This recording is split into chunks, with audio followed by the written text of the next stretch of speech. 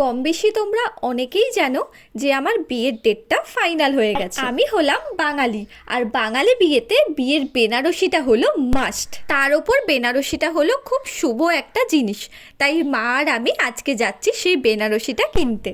চলো এবারে ঠাকুর নমস্কার করে বেরিয়ে যাই। আর আমি ঠাকুরের কাছে অনেক করে প্রে করছি যাতে আমার মনের মতো আমি বেনারসিটা পাই, যাতে খালি হাতে আমাকে বাড়ি না ফিরে আসতে হয়। অবশেষে ঠাকুর নমস্কার করে আমরা বেরিয়ে পড়লাম। এইবারে ওয়েট করছি বাসের জন্য। আর মা দেখো কি বলছে। মা, আজকে তোমার মেয়ের বিয়ের বেনারসি কিনতে যাচ্ছ, তোমার কেমন লাগছে তুমি সেটা বলো। ভালো লাগছে, বিয়ের বেনারসি কিনতে যাচ্ছি, খুব ভালো লাগছে, খুব আনন্দ লাগছে, খুব মজার লাগছে। আচ্ছা, ভীষণ এক্সাইটেড, খুব খুশি তুমি? খুব খুশি, খুব ভালো লাগছে। আচ্ছা ঠিক আছে, চলো। কিছুক্ষণ ওয়েট করার পর চলে এলো বাস। আর বাসে উঠে দেখি দেখা হলো সৌরভের সাথে। হ্যাঁ, আমাদের সাথে সৌরভও যাচ্ছে। আর বিয়ের কি শুধু বেনারসি কিনলেই হবে, বিয়ের কার্ডটাও তো কিনতে হবে। তো আজকে যখন আমি কলেজ স্ট্রিট এলামই, তাই আমি সাথে করে কার্ডটাও বাড়ি নিয়ে গেলাম। আর আমি কার্ড নিয়েছি এই তিনটের মধ্যে যে কোনো একটা। তো তিনটের মধ্যে কোনটা নিয়েছি সেটা তোমাদের আমি একদম পরে জানাবো।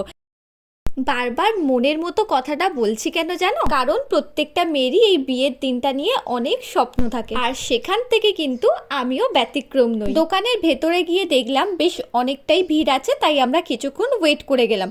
ওয়েট করার পর আমি তারপরে কয়েকটা শাড়ি দেখলাম, আর বেশ কয়েকটা শাড়ি আমি গায়ে দিয়ে দেখলাম, প্রায় 5-6টা শাড়ি। তার মধ্যে 3টে শাড়ির ক্লিপ হয়তো তোমরা দেখতে পাবে, কারণ বাকি দুটোর আমার সত্যি তোলা হয়নি, তো তাই জন্য তোমাদের দেখাতে পাচ্ছি না। কিন্তু শাড়িগুলো বেশ ভালো ছিল। আমি এই কয়েকটার মধ্যেই প্রায় একটা চুজ করেছি। আর কোনটা চুজ করেছি সেটা জানতে হলে কিন্তু অবশ্যই আমার চ্যানেলটা ফলো করতে হবে।